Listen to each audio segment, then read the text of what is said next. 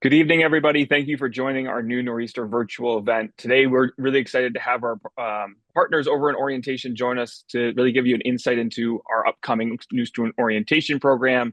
To start, my name is Donald Vivian. I am a senior assistant director here in our Office of Undergraduate Admissions. Really excited to have, like I said, our partners from student engagement and our orientation leaders here tonight. But really, I'm going to turn this over to my colleague Brian to take it away. But thank you for joining us.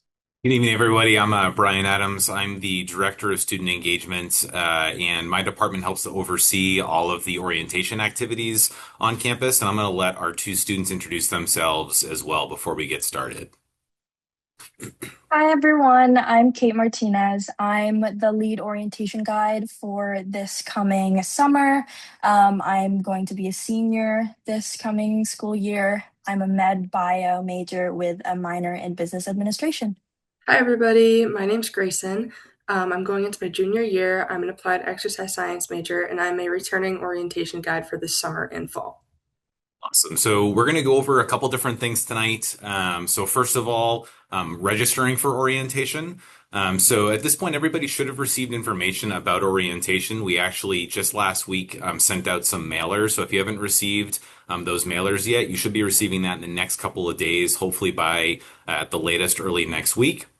But just to go over a couple of sort of key details about registration, orientation is required for all incoming students. It's a great experience. We always encourage folks to participate in June.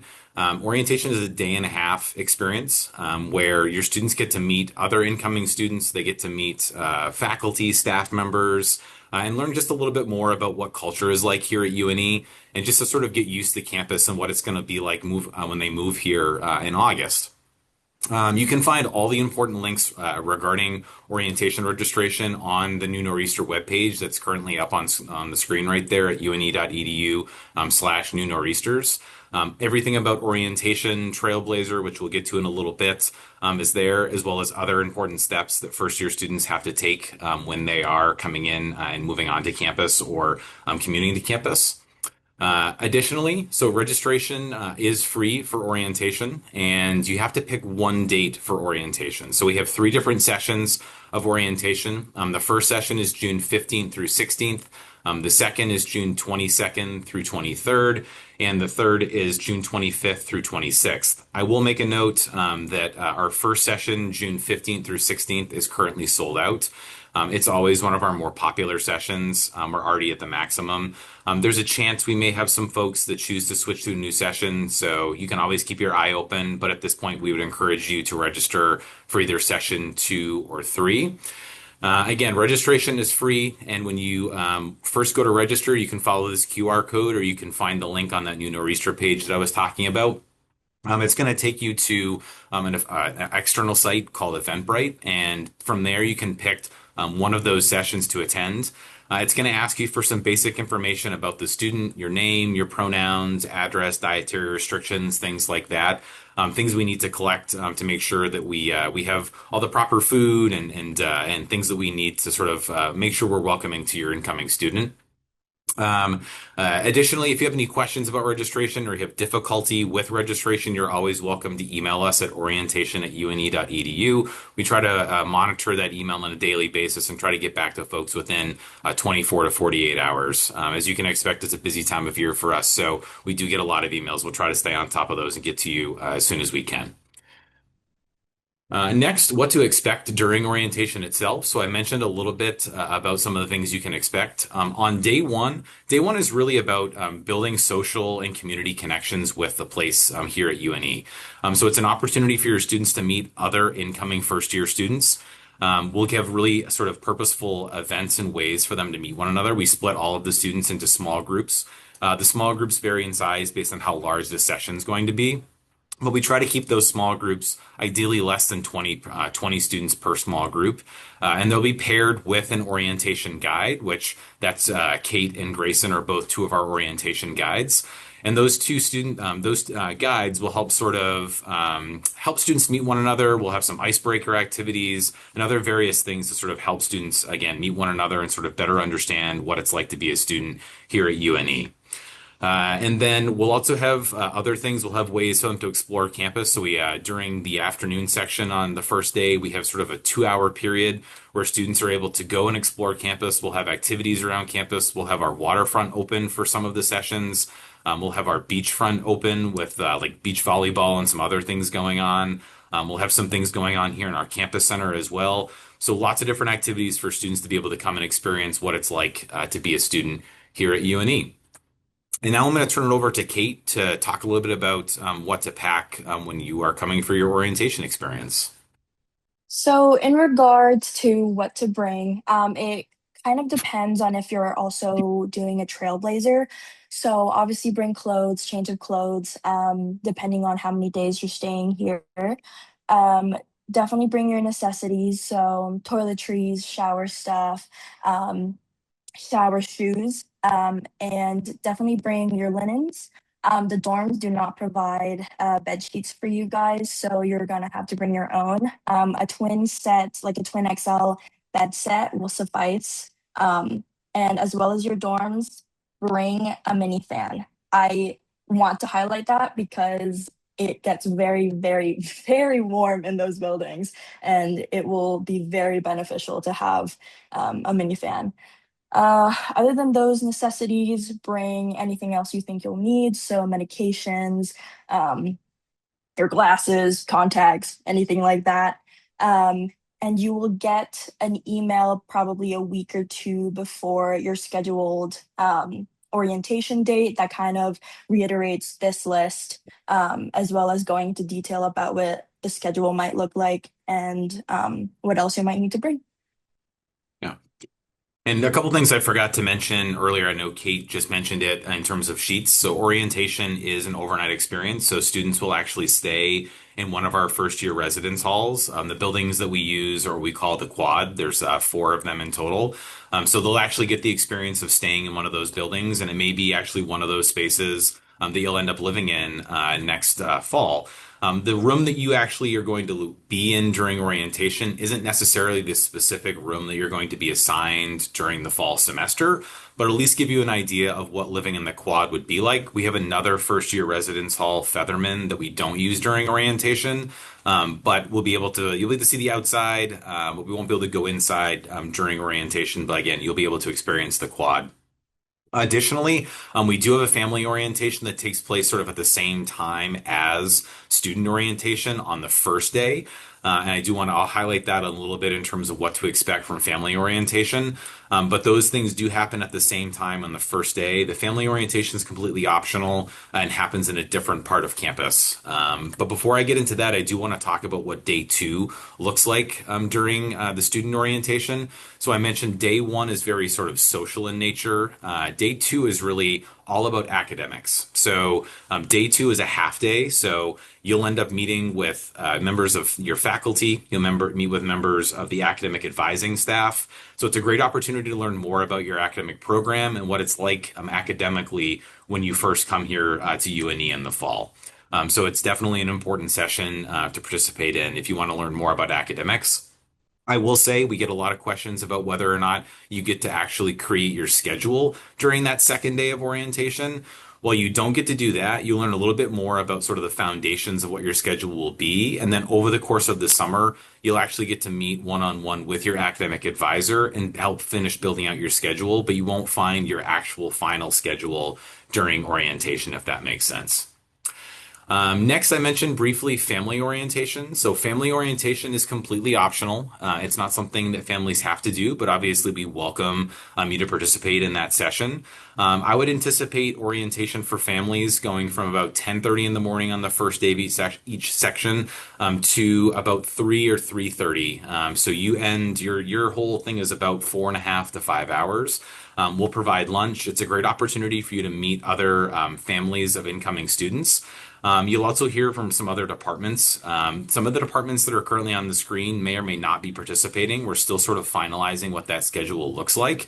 I can tell you that currently, Jen DeBurrow, who's the Vice President for Student Affairs and our Dean of Students, will be presenting to families, as well as Colin Piers, who is our Associate Provost for Student Success. And then some other folks will be able to connect with you during that session as well. And then I'm going to turn it over to Grayson to discuss Trailblazer, which I mentioned a little bit earlier in the presentation. Yeah, so Trailblazer trips are opportunities for incoming students to kind of get out of their comfort zone, meet new people, make new connections, and start their overall experience at UNE in a positive way. On these trips, you will meet new friends, meet some faculty, pro staff, current students, and you'll kind of meet them in a more personal and smaller setting. So that's always super nice. And if you're not entirely sure like what you're going to be comfortable with, I know we have a few options to choose from for trips. We do have levels to them. So level one is also, correct me if I'm wrong, but level one is real buildings and bathrooms. So if you're not entirely comfortable being outside the entire time, that's an option for you. Level two is outdoor lodging with bathroom access. So if you're kind of one of those people that wants the halfway point between like fully camping and being fully inside, that might be an option for you. And then level three is more firmly outdoors. So you're usually camping mainly outside in tents and hiking pretty much all day. Yeah, and just to chime in a little bit about Trailblazers, so these are a great opportunity they're sort of what we consider to be like a supplemental orientation. So while orientation itself is mandatory, Trailblazer is not mandatory. But it gives you the ability to, I think, be a little more one-on-one with some other incoming students in sort of an out of the classroom setting. We find that the students that participate in this actually really build a lot of great friendships, and sometimes they'll find roommates, lifelong friends, all those kind of things. And we have a lot of various trips for whether, like Grayson said, whether you are a super outdoorsy person and you want to be sort of off grid without electricity, we have sort of experiences for that. If you'd rather be in a residence hall situation where you have running water, plumbing, all of those things, we have experiences for those as well. And while orientation experiences, the mandatory experience is free of charge, our Trailblazer experiences do come with a cost to them. And I believe they are $120, $125. But again, they're great experiences, and you can actually build it so that you can go right from your orientation experience into your Trailblazer experience. So Trailblazer sessions take place after, as I should, following session one and session two of orientation. So if you wanted to participate in, say, session one of orientation on the 15th and 16th, you'd go right into your Trailblazer experience starting on the Wednesday, the 17th, and you'd return to campus on that Saturday and be able to go home after that. So you'd essentially get to spend a week long doing like an immersive all things UNE experience if you chose to do a Trailblazer. And then I want to go into a little bit about what happens after orientation when you're when you're starting to come back to school here in August. So once orientation's done, July hits, August, you'll move back to campus, and the big move-in day for students that have participated in orientation already is Sunday, August 30th. And on that day, we have our new Nor'easter kickoff. So campus is going to be really vibrant that day. There's going to be a lot of different staff around. We'll have our orientation staff, we'll have admission staff, we'll have housing staff. And we're all here to just celebrate sort of the start of the academic year. And we'll have really a lot of people here to help you move in, direct you where you need to go. We'll have sort of a carnival-like atmosphere. We'll have games, free food, lots of stuff going on to sort of celebrate and sort of welcome you all back to campus. And then classes officially begin on September 2nd. But during that time, sort of after move-in and before classes begin, we call that New Nor'easter Days. And it's sort of like an additional component to orientation. So students can move in on that Sunday, the 30th. And then on Monday and Tuesday, pretty much all day, they're going to be in various sessions from learning more about the resources that we have on campus for students, more social ways to connect with folks. We'll have events pretty much every night. And then the night of the 30th, students are able to participate in our first night ceremony, which has become kind of a tradition here where the first year class gathers as a group on our Commons lawn, and our president and some other folks welcome them officially to campus before we sort of go into one of those events I was talking about. And then after classes begin, we go into what we call weeks of welcome. And again, student engagement, my area, helps to plan a lot of different programs that happen. Our goal during weeks of welcome is to try to have something pretty much every Friday and Saturday night. Now, when you all move back, that's going to be right around Labor Day weekend.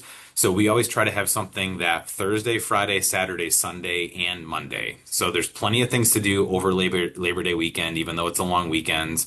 And just sort of a quick shout out on Monday of Labor Day, we're actually going to be taking a group of students down to a Red Sox game. So if you have a student that's either never been to Fenway or is a big fan of sports, that's a great opportunity. We're going to offer really seriously discounted tickets and a free bus ride down to Fenway. So great opportunity to spend your Labor Day. And then lots of other events. So the picture on the screen right now is our annual involvement fair, and that takes place always sort of the first Friday of classes. So I guess that would be the 4th of September this year. Basically, all of our clubs and organizations, we put them out on our commons lawn, and they have an opportunity to meet new students. New students can learn more about what our clubs and organizations offer. They can sign up to be a part of their roster, learn about when they're actually going to have meetings. It's a great opportunity to get involved really right away. And then again, we'll have a lot more of those sort of evening programs throughout the course of Weeks of Welcome. And then typically after Weeks of Welcome, my office always strives to make sure we have programming every Friday and Saturday night. So if you're here on campus, we're always trying to make sure there's something to do on Friday and Saturday nights. Anything from a student perspective that you would add, Kate or Grayson? I'm on the executive board of APB, which is UNE's Activities Programming Board. Um, so we are kind of separate from student engagement, but we work very closely with them, and we're kind of the group club on campus that strive to make um, events for like Friday and Saturday mostly. Um, and it's kind of just like a fun opportunity to kind of just bring ideas to the group of APB, and then we kind of work together to actually like make those ideas a reality. And so we do a lot of events that are themed, and a lot of events that are like games and team building stuff like that. So we will be at the involvement fair on that Friday. So if you see me, I'll be there. If you want to talk to me, have a convo with me. Kind of adding on to what Kate said, I 100% agree. If you are available and able to make it to any of those programs or any club meetings, really any event, I strongly recommend that you go. It's a great way to kind of meet people, get to know your peers, and some pro staff as well. So, great way to make connections around campus. Awesome. Well, thank you. Great. I appreciate your insight and perspective, Grayson and Keith. And if you have questions, please utilize that Q&A feature. Like I mentioned at the beginning, that'll be in that bottom toolbar for Zoom. And if you don't see it, it'll be under that more section. We have had some questions come in, regarding orientation and what that's like. And I think some of the first questions we can sort of go right to the students with. And one, can one of you talk about sort of the food that they're going to be have access to on campus? What were they eating in the dining hall? What would that be look like over their sort of couple of, over the time, during orientation? And two, from the orientation leader, maybe Grayson, you can start with this one since you're coming back as an orientation leader. What are you most excited about for seeing students and welcoming students to campus?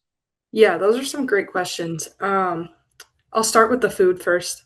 The dining hall is open over the orientation sessions, so you don't have to worry about like bring your own food. Everyone's very well fed. Um, yeah, so don't have to worry about any of that.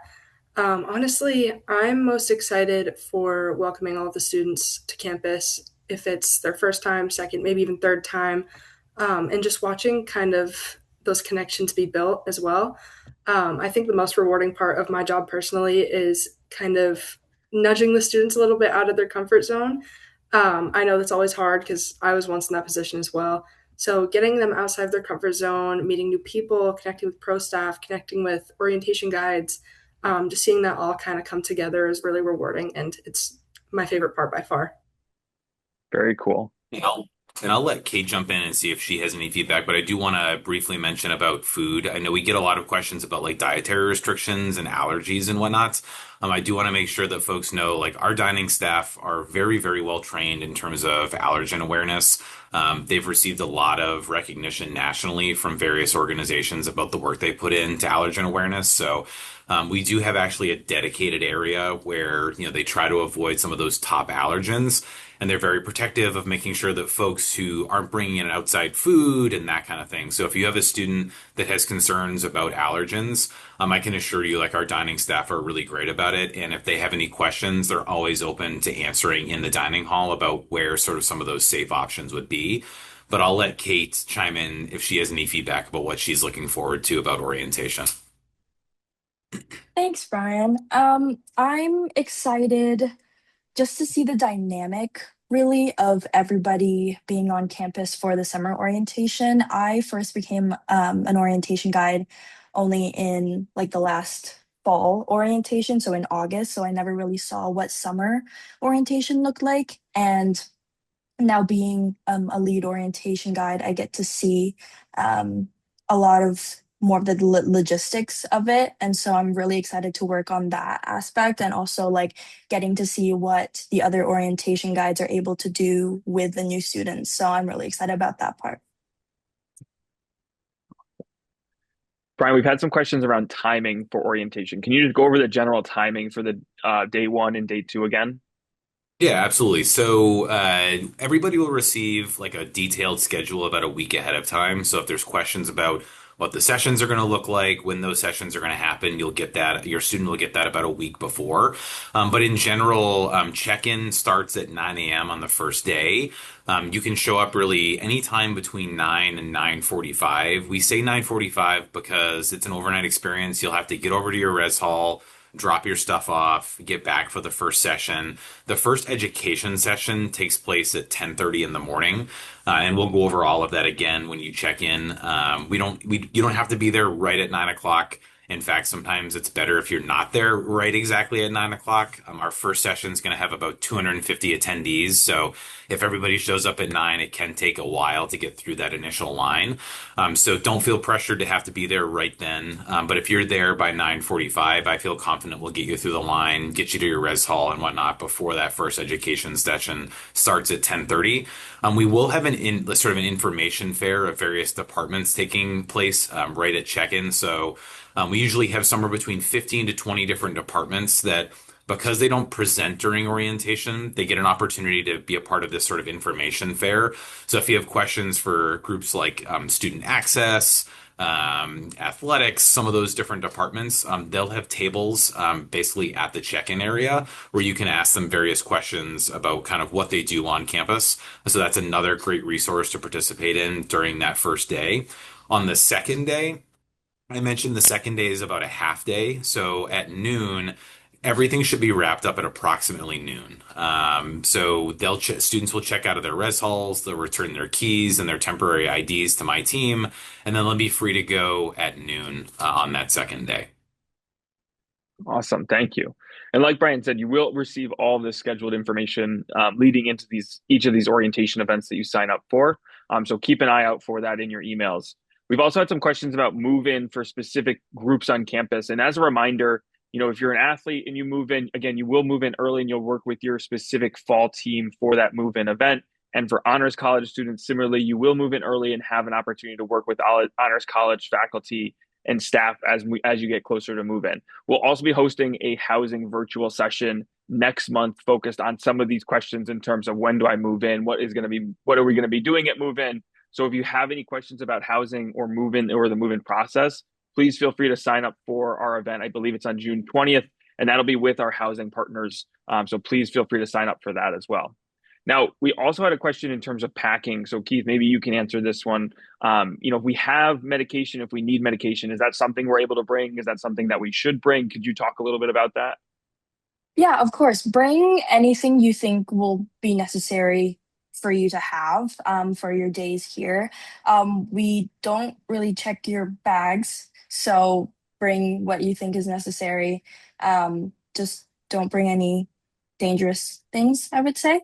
You will have that in the email that will be sent to you probably a week before your session. Kind of just like don't bring knives and um, fireworks and stuff like that. So medication is safe if you need it. Okay, Yeah, and I'd great. say other things to think about. I know, Kate, you mentioned like swimwear. Like we'll have the opportunity to have the beach open. Again, some of the sessions, I think session 2 and 3 will have the waterfront open so that if your student wants to go on a stand-up paddleboard or one of the kayaks, unfortunately, session 1, we won't be able to do that because the tides are not going to be safe that day. We've been checking with our outdoor rec folks. We can't have the waterfront open that day. But if your student's into something like that, definitely bring a swimsuit. Definitely shower shoes, toiletries, all that kind of stuff. And I know Kate mentioned also, sheets and whatnot are definitely a good idea. Okay. And following up, Brian, in terms of like housing for Trailblazer students, do they have the opportunity to spend that night between the end of their orientation program and the start of the Trailblazer trip on campus? Yeah, so if you were to go on that Monday and Tuesday and go into a Trailblazer session on that next Wednesday, you'd stay right on campus on Tuesday night. So we'll have some members of our orientation staff here, and we'll make sure that you get fed. You'll be with other folks that are in that same position of staying for Trailblazer, and then you'll get up the next morning, have breakfast in the dining hall, check in with our Trailblazer staff. And then usually Trailblazer starts, I think, mid to late morning. And then you'll be in, Wednesday, Thursday, Friday, and you'll come back, I think, sometime in the afternoon on Saturday. And then sometimes we have folks say if you're traveling from California or whatnot and you can't leave campus on Saturday, we can also coordinate potential housing for you on Saturday night. So if you need to leave for like a flight on Sunday, we can do that as well. Okay, great. Thank you. Grayson, one final question for you. Can you talk a little bit about the move-in process for students once they get on campus? Like, do their parents just drop them off and leave them? Are they able to help them move in and get settled into the room? Sort of how do the orientation leaders help with that process as well? Yeah, so orientation leaders do help with the move-in process if you need it. Obviously, we're not going to be like, oh, like let's help, let's help, let's help. We're not going to be too overbearing, but if you do need help, we're gonna, get you settled. Parents can help. I know when I moved in for orientation, my parents didn't really help too much. I was just kind of like, get out of my way, like I got this. So yeah, parents can definitely help drop their students off, get them settled. You will have a roommate, so meeting them will be interesting. But yeah, it's pretty chill. There aren't really many like guidelines or anything. You just bring whatever you need, get your stuff settled, and then it's pretty get up and go from there.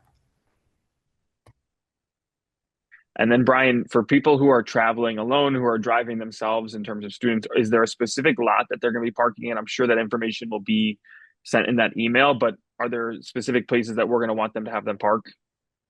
Yeah, for the most part, we're pretty flexible with parking. Our security and safety team, they know kind of that orientation will have a lot of visitors on campus, so they're not overly, ticketing and whatnot those days. So we always try to encourage folks to park in our campus center lot. That's going to be one of the larger lots on campus. If for some reason that's full, there's some other lots in the area where you can put a car for the night. Obviously, if you can be dropped off and not have a car, that's ideal for the situation for orientation. But if you need to drive yourself, that's totally fine. And then one thing that Donald mentioned that I probably should highlight is if you are coming from a long distance and you're flying or taking the train or something like that, and your student is by themselves and not traveling with family that are able to get them to campus, my team can also help to coordinate pickups from the Portland Airport or the Saco Transportation Center. So we've already done that for a handful of students. We've made arrangements. If for some reason your student's traveling by themselves and needs assistance getting from Portland or Saco, please give us a call. That's always, we want to make note of that in our database so that we know we need to assign one of our student employees or someone else to make that travel arrangement for you. You can always call us, and the best number to do that is, and this is on our website, and I think also on that New Nor'easter website. So if you don't want to write it down now, you don't have to. But 207 602 2447. And you'll be reached one of our staff members who will make note of your travel arrangements that you need. Awesome. Thank you. So as we wrap up for the evening, just one final question for our group before we sort of move into some final reminders. Do we have any final advice for our students who are coming to campus? Anything that you would maybe, want them to know before they get on campus or want them to keep in mind as they're going through the orientation program? I think we can start with the students. So Keith, let's start with you. I would say it's okay to be nervous and it's okay to be scared. I definitely was when I came my first time here for orientation because I didn't know anybody. Um, and it's a great opportunity. So I'm really, it's a great opportunity to have had the time to meet my class. And I think you'll have the best time doing that. And even if you're an introvert, even if you really don't want to break out of your shell, it's still like orientation is the best time to just see a new environment. And I think UNE does, and the orientation guides do their best to like really make you feel welcome and make you feel seen and make you feel heard. So it's okay to be scared, but don't be afraid to just like feel it out. Awesome. Thank you. Grayson? Yeah, so kind of along those same lines, just don't be afraid to put yourself out there because there's nothing worse than like leaving an experience and being like, oh, I could have done more. I could have said more. Like, I should have talked to this person more. Like, just don't worry about like making a fool of yourself or being too talkative or anything like that because that's what this whole event is for. It's to get you out of your shell and get you talking to people. Fantastic. Thanks, Grayson. Brian, any last advice? Yeah, I think both Kate and Grayson kind of, hit it on the head there. We always try to make sure that we're creating sort of a welcoming environment for everybody, but we know that this is sort of can be a nerve-wracking experience for folks. But we have a lot of really well-trained students. We select students because of, we have a lot of extroverted orientation guides, but we also have some introverted orientation guides. We know that our students that are coming in sort of span the spectrum of personalities and experiences. And we want to make sure that you all feel welcomed when you come here. So, if for some reason you have questions or whatnot, like that's what we try to connect you with your orientation guide in a small group. So you have the ability to sort of ask questions of a current student. We'll have professional staff there in various capacities where if like you need something, but really like, Kate and Grayson said, put yourself out there, try to challenge yourself, step out of your comfort zone. That first day is really a great opportunity to meet others and really experience what being a UNE student is all about. And we don't sort of give you a ton of information and overwhelm you with information. It really is an opportunity for some guided social time. The second day is a little more information heavy, but that first day is a great opportunity to get to know one another. Awesome.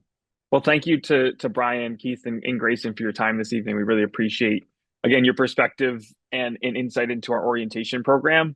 And as we move forward, and some quick reminders for you all, firstly, you do have that opportunity to connect with your roommates. So if you haven't already, you can definitely sign in and be a member of our sort of new Nor'easter Instagram page for the 2020-30 class. So if you have an opportunity, it's a great way to introduce yourself, get a chance to meet other students as well. So that is a really helpful tool as you start to, again, come into orientation, meet students at orientation. A great way, if you're not exchanging numbers, just to share some information and know that you can talk with those people after you leave as well. I mean, if you do have any questions moving forward as well, definitely don't hesitate to reach out to our orientation and Trailblazer teams. I just dropped their email in the chat as well. So those are two, again, groups that you can reach out to if you have any questions specifically about orientation or those Trailblazer trips. And then finally, as you think about what comes next in this process, again, orientation is your next big step.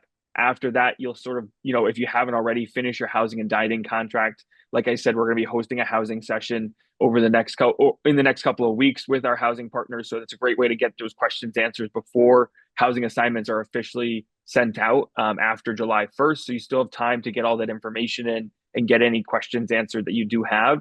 And then once you sort of move past that July 1st deadline, which will be when you need to submit your health forms, submit your emergency contact information, that's when you can start to submit and get all of that finalized information of your final high school transcript with your graduation date listed, submitting any college, transcripts if you've had any dual enrollment work or if you've been involved in an early middle college program. So again, there's a lot that you can and still do, but right now the biggest thing is to sign up for those orientation programs and finalize those housing and dining contracts. But if you have any questions, you can always reach out to us just at our general admissions email, which is in the chat as well. But feel free to reach out to our territory counselors. Each of our students have specific territory counselors to work with, so you can always feel free to reach out directly to them as well.